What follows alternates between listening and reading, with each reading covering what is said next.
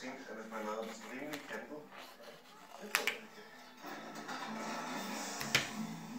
Alt og alle er i gang, inklusive mig selv, som dog endnu en gang lige må håndtere en uforudset situation.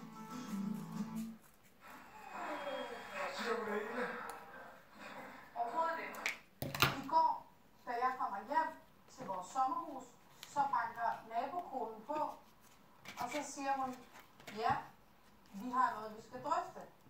Og så siger hun, vi har jo haft besøg af jeres hund. Kim, udbryderkongen, der altid stikker af, så siger jeg, ja, det er virkelig ked af sådan noget.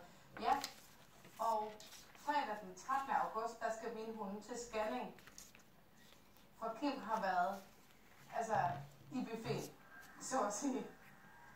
Og så sagde jeg, jamen det er jo fysisk ikke muligt, du har jo 2 labradorer. Jamen de har så bare lagt sig ned som her. Og så har han bare været i paradise. Og det er jo derfor, han er stukket af hele tiden. Og jeg kan slet ikke overskue det. Det er ham vel ondt. Men for hans mor, for helvede, hun kan ikke overskue.